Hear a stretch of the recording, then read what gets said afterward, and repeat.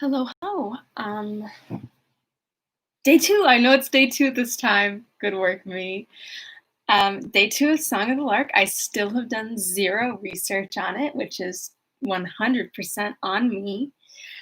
I'm excited to see, like, I don't really know if there's a plot yet, but who needs a plot, you know? Who needs a plot? I'm about to turn in, once I finish this up, I've promised myself that I will turn in my final assignment, and then I will be done with my junior year of college, and that will be a thing that will have occurred. So yeah, UCLA just came out with their announcement that it's going to be 15 to 20% of our classes will be in person, and I'm hoping maybe one of those is mine, even though I know it's so fucking risky too. So that's my thought. That's my thought on the matter, is Scream. Yeah. So very exciting, very good. Okay, well, let me read you our How to Be an Anti-Racist quote. And then we can get started. There were a lot of really good quotes in this chapter. Here we go. So it's specifically talking about standardized testing and what's up with standardized testing and why is it a problem. So Kendi is talking here about learning how to take the GRE, I believe. This regular commute from the GRE prep course to the weight room eventually jarred me into clarity. The teacher was not making us stronger. She was giving us form and technique so we'd know precisely how to carry the weight of the test. So there's some thoughts about SAT preps, etc., etc. So let's do it. Let's do it. Let's do this book. Okay. It's so hefty. It's such a big boy. Okay. Oh dear. Okay. The Song of the Lark, Part 1, Chapter 2. For the next 4 days, it seemed to Dr. Archie that his patient might slip through his hands, do what he might. But, sorry. I was supposed to give you a rundown of what happened yesterday. What happened yesterday?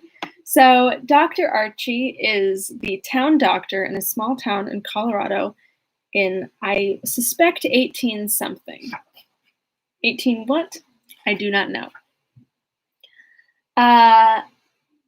And he went to the house of Mr. Kronberg, whose wife was in labor, and his wife, yes, thank you, and his wife gave birth to a healthy baby boy, but while he was there, he noticed that one of the other children was deathly ill. So he is trying to help Thea Kronberg not die. And that's on that. Okay. For the next 4 days, it seemed to Dr. Archie that his patient might slip through his hands, do what he might. But she did not. On the contrary, after that, she recovered very rapidly. Oh, no, we're good. I always think that my little, my earbuds are plugged in and then the sound would be super weird, but they're not. Okay. On the contrary, after that, she recovered very rapidly. As her father remarked, she might have inherited the constitution which she was never tired of admiring in her mother. One afternoon, when her new brother was a week old, the doctor found Thea very comfortable and happy in her bed in the parlor. The sunlight was pouring in over her shoulders. The baby was asleep on a pillow in a big rocking chair beside her. Whenever he stirred, she put out her hand and rocked him. Nothing of him was visible but a flushed, puffy forehead and an uncompromisingly big, bald cranium. The door into her mother's room stood open, and Mrs. Kronberg was sitting up in bed darning stockings. She was a short, stalwart woman, with a short neck and a determined-looking head. Her skin was very fair, her face calm and unwrinkled, and her yellow hair, braided down her back as she lay in bed, still looked like a girl's. She was a woman whom Dr. Archie respected, active, practical, unruffled, good-humored, but determined. exactly the sort of woman to take care of a flighty preacher. She had brought her husband some property, too, 1/4 of her father's broad acres in Nebraska, but this she kept in her own name. She had a profound respect for her husband's erudition and eloquence.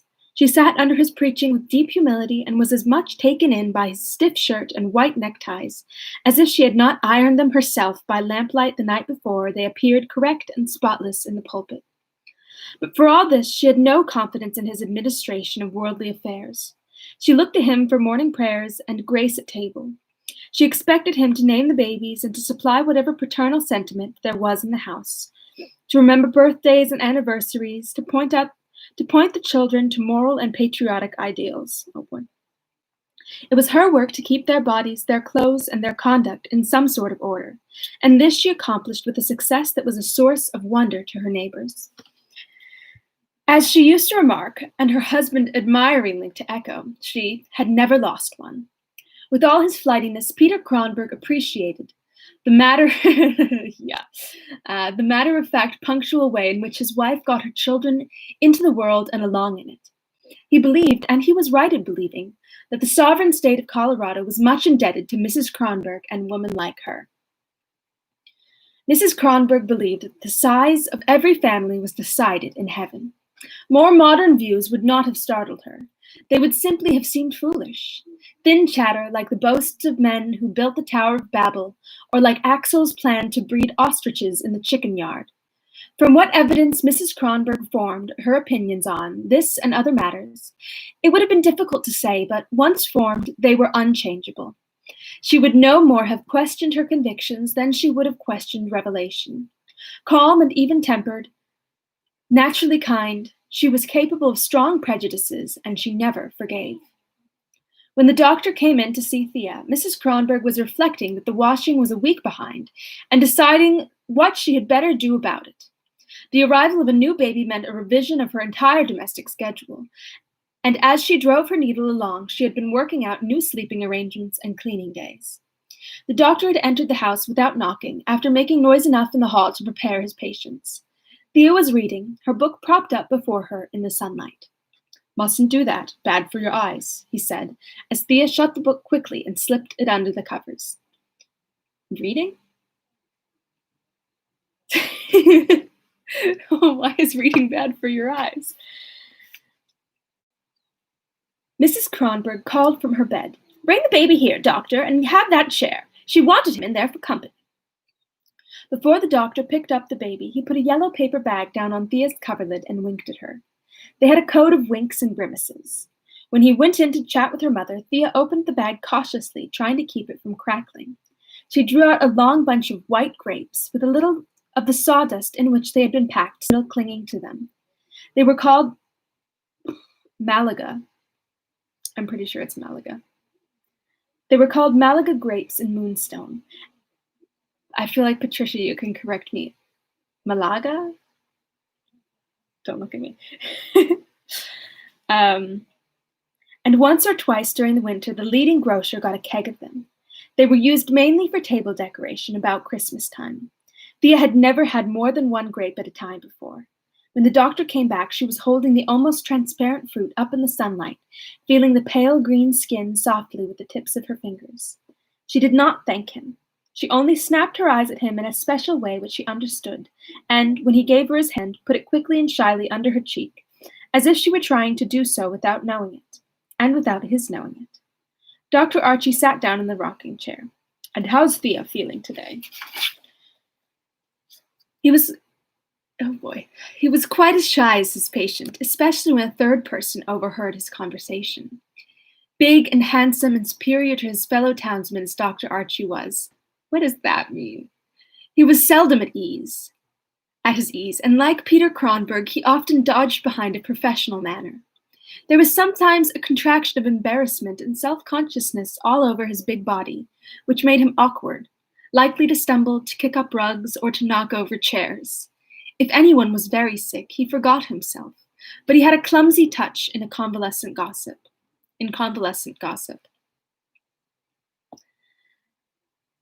Thea curled up on her side and looked at him with pleasure. "All right, I like to be sick. I have more fun than I have more fun then than other times. How's that? I don't have to go to school, and I don't have to practice. I can read all I want to and have good things, she patted the grapes. I had lots of fun that time I mashed my finger and you wouldn't let Professor Wunsch make me practice. Only I had to do left hand even then. I think that was mean. Oh no. The doctor took her hand and examined the forefinger where the nail had grown back a little crooked. You mustn't trim it down close at the corner there, and then it will grow straight. You won't want it crooked when you're a big girl and wear rings and have sweethearts. That's weird as hell. She made a mocking little face at him and looked at his new scarf pin. That's the prettiest one you've ever had. I wish you'd stay a long while and let me look at it. What is it? Dr. Archie laughed. Oh, God. It's an opal. Johnny brought it back for me from Chihuahua in his shoe. Chihuahua is a place. I had it set in Denver, and I wore it today for your benefit. Thea had a curious passion for jewelry. She wanted every shining stone she saw, and in summer she was always going off into the sandhills to hunt for crystals and agates and bits of pink, oh boy, chalcedony. We're going to go with it. She had 2 cigar boxes full of stones that she had found or traded for, and she imagined that they were of enormous value. She was always planning how she would have them set. What are you reading? The doctor reached under the covers and pulled out a book of Byron's poems. Good Lord, Byron! Do you like this? She looked confused, turned over a few pages rapidly, pointed to My Native Land, Good Night. That, she said sheepishly. How about Maid of Athens? She blushed and looked at him suspiciously. I like There Was a Sound of Revelry, she muttered. The doctor laughed and closed the book. It was clumsily bound in padded leather and had been presented to the Reverend Peter Kronberg by his Sunday school class as an ornament for his parlor table. Come into the office someday and I'll lend you a nice book. You can skip the parts you don't understand. You can read it in vacation. Perhaps you'll be able to understand all of it by then. Thea frowned and looked fretfully toward the piano. In vacation, I have to practice 4 hours every day, and then there'll be Thor to take care of. She pronounced it Tor. Thor? Oh, you've named the baby Thor, exclaimed the doctor. Thea frowned again, more fiercely, and said, That's a nice name. Oh, and said quickly, That's a nice name, only maybe it's a little old-fashioned. She was very sensitive about being thought a foreigner and was proud of the fact that, in town, her father always preached in English, very bookish English at that, one might add. Oh, poor baby, she's an assimilationist. Oh dear. Born in an old Scandinavian colony in Minnesota, Peter Kronberg had been sent to a small divinity school in Indiana by the women of a Swedish evangelical mission, who were convinced of his gifts and who skimped and begged and gave church suppers to get the long, lazy youth through the seminary. Excuse me. He could still speak enough Swedish to extort and to bury the members of his country church at Copper Hole, and he wielded in his moonstone pulpit a somewhat pompous English vocabulary he had learned out of books at college. He always spoke of the infant Savior, our Heavenly Father, etc. The poor man had no natural, spontaneous human speech.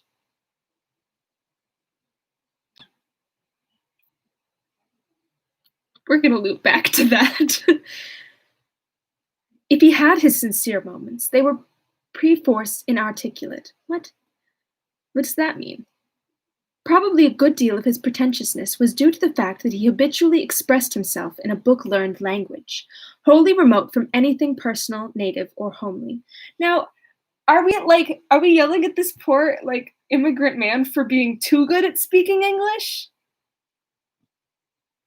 Figure yourself out, ladies and gents. Mrs. Kronberg spoke Swedish to her own sisters and her sister-in-law Tilly, and colloquial English to her neighbors. Thea, who had a rather sensitive ear until she went to school, never spoke at all, except in monosyllables, and her mother was convinced that she was tongue-tied. She was still inept in speech for a child so intelligent. Her ideas were usually clear, but she seldom attempted to explain them, even at school, where she excelled in written work and never did more than mutter a reply. "Your music professor stopped me on the street today and asked me how you were," said the doctor, rising. "He'll be sick himself, trotting around in this slush with no overcoat or overshoes." "He's poor," said Thea simply. The doctor sighed. "I'm afraid he's worse than that. Is he always all right when you take your lessons? Never asks if he's been drinking?" She's 11. How is she supposed to know?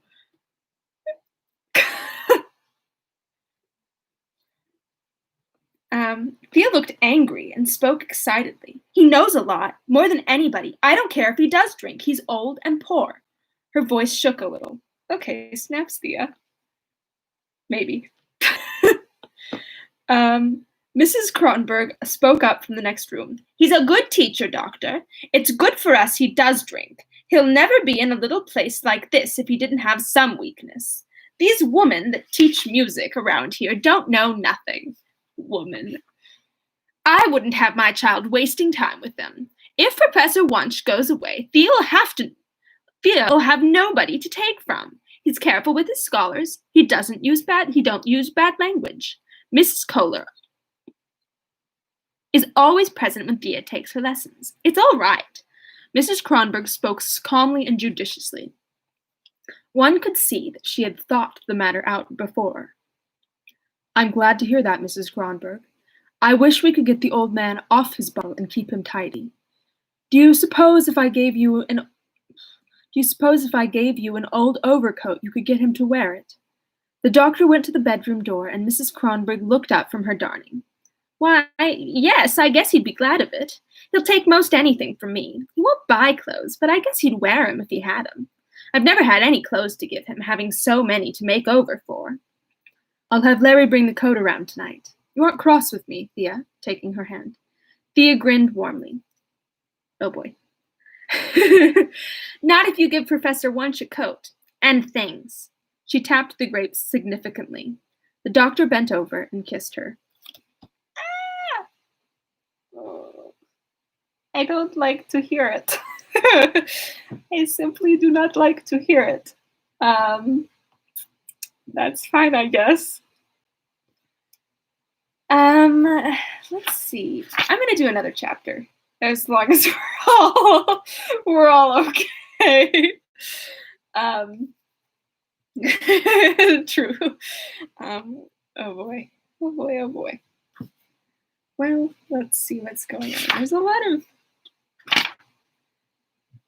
of talk. All right. Chapter 3. Being sick was all very well, but Thea knew from experience that starting back to school again was attended by depressing difficulties.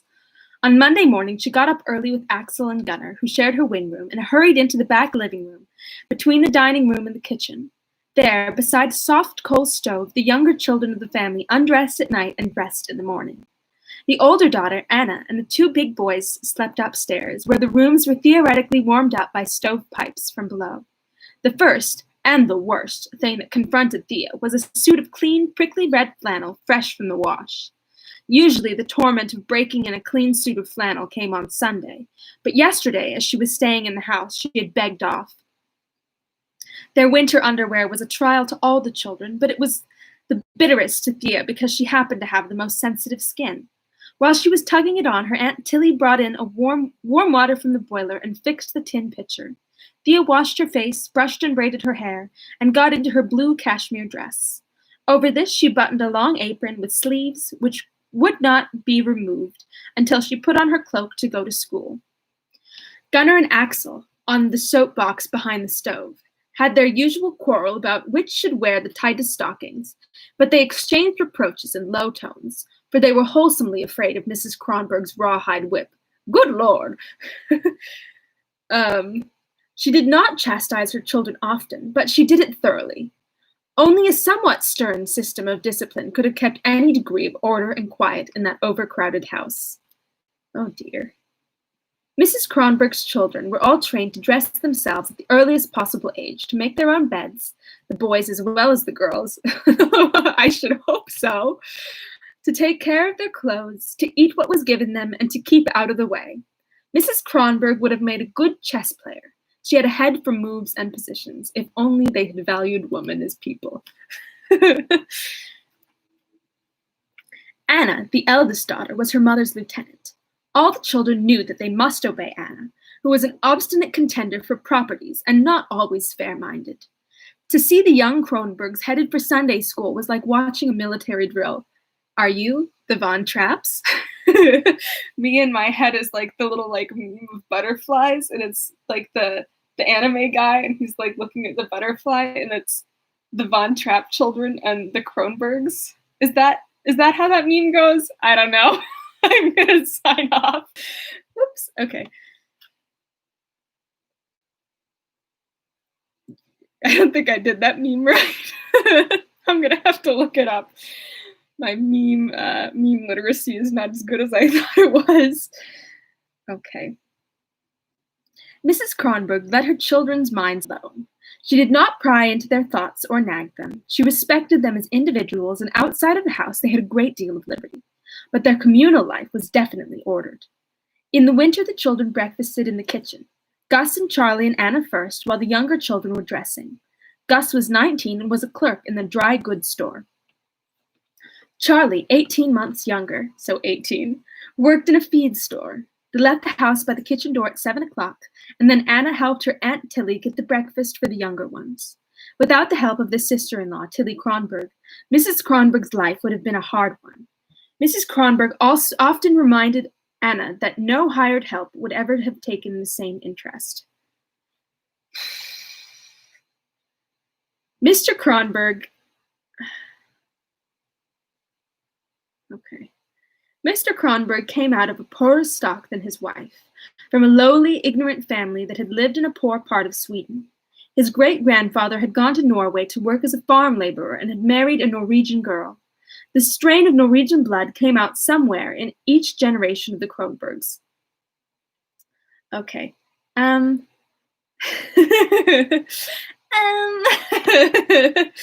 So the next passage seems to be, I mean, I don't know. It's not politically correct about Swedish people, but I don't know. We'll just leave it at that. I'm just gonna skip it. We don't need that.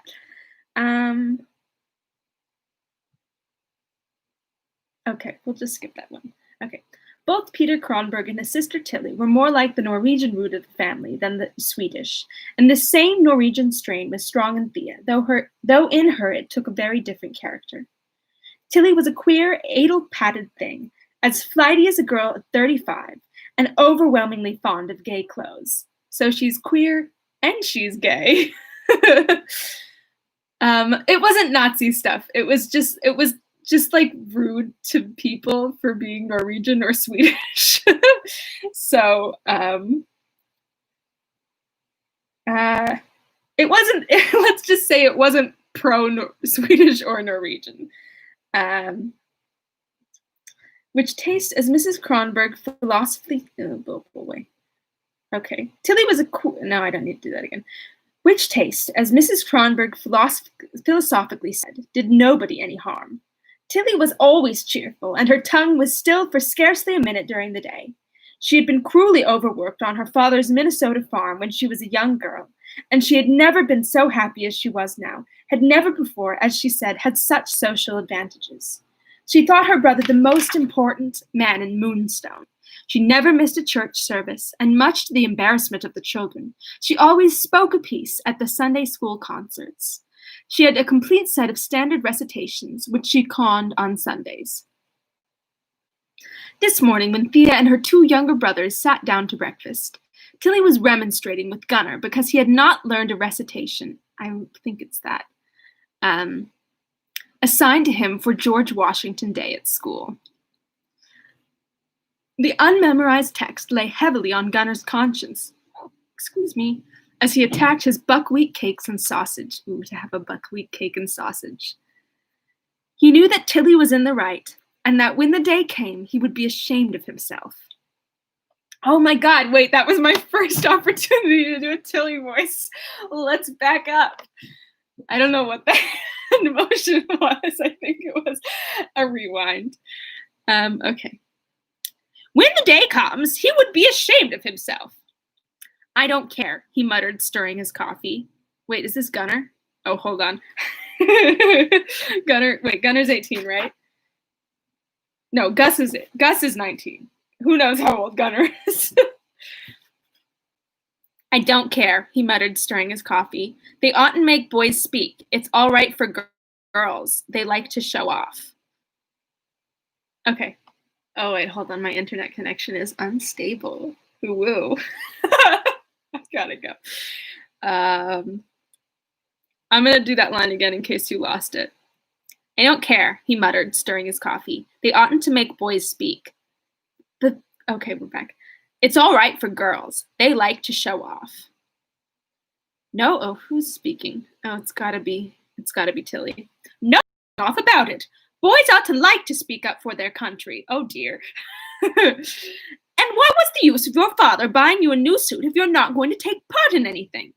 That was for Sunday school. I'd rather wear my old one anyhow. Why didn't they give the piece to Thea? Gunnar grumbled. Tilly was turning buckwheat cakes at the girdle. Thea can play and sing. She doesn't need to speak. But you've got to know how to do something, Gunnar. That you have. What are you going to do when you get big and want to get into society if you can't do nothing? Everybody will say, can you sing? Can you play? Can you speak? Then get right out of society. And that's what they'll say to you, Mr. Gunnar. I'm glad that Can You Sing came first.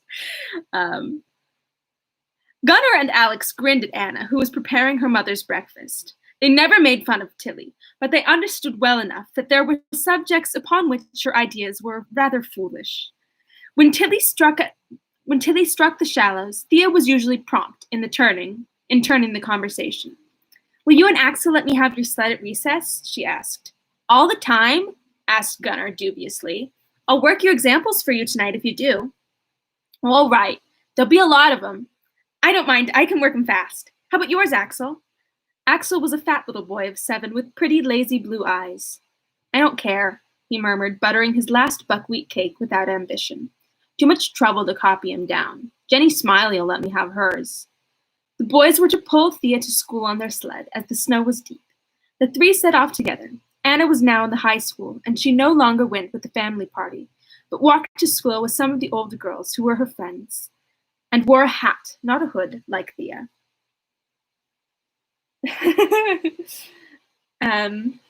Oh no. That is the end of that chapter. Hopefully there will be a little less. I mean, it's a pro-America novel set in the 1800s, so evidently and unavoidably there's going to be some uh-oh moments of, I mean, like, pro-American novel. It's like a frontier novel. Like, I know, they're really short chapters. It was only like a page and a half. But it's a frontier novel, and we all know who the frontier was taken from. So maybe we'll do some research about that while we read. Okay, thanks for reading with me today. I always have a very good time. I'm really enjoying doing the kid voices. I think they're fun. I just think they're neat. There's another meme for you. Okay.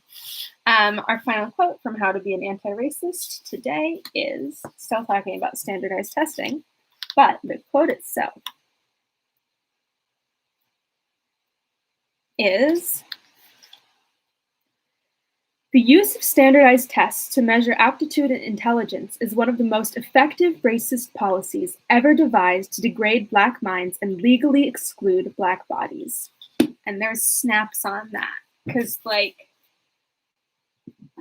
you know, I knew something was wrong with the standardized test system, but after reading that chapter, like, she's gotta go, folks. There's, like, no excuse because, like, and here's my very bad, like, summary of it. But standardized tests aren't testing how much knowledge you have. It's how good you are at taking the test. And you can only get better at taking the test by paying people to teach you how to get better. So it just becomes basically a wealth test. And not that you can't like do well on it without taking the classes, but that's how like, exactly, it's crazy. Like, that just blows my mind. And it's a privilege for it to blow my mind. Like, it's just messed up. And like, thank God the UC system has just said they don't need that. And I hope they stick to that. And I hope that other colleges follow that lead, because standardized tests have got to go. Oh no. Oh, AP. I look forward to reading the chapter Dragging AP Test System. That's next up. Okie dokie, artichokes. I haven't said that in a long time, and I'm literally filled with glee. Oh, we do not like to hear this about the schooling system, but it must come out. Okie dokie, artichokes. That's like the once I was, this is too much, but I'm gonna say it anyways. Once I was like, I am what I am, and that cured my depression. Yam, the word yam. Yep, Westview is a mess and like has got it. That's gonna be one of my petitions today. For anyone who doesn't know what's going on with my old high school, not only have they not been doing anything about to my knowledge, and I haven't checked up on it recently, so this could have changed, but there was like an issue, a student like exposed the like deep seed of racism that exists in Westview's student body, and to my knowledge, nothing has happened. And today, another student came forward with like, and like, not that she needed proof, like we would believe her anyways, but like she came forward with screenshotted text messages that a teacher had sent her while she was at Westview and when she had recently graduated.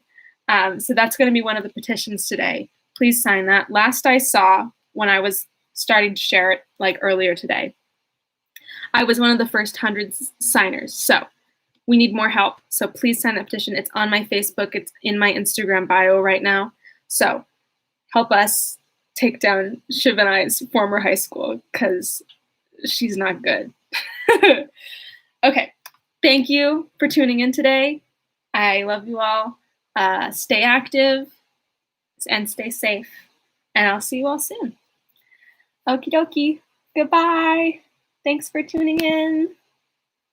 Have a good rest of your day.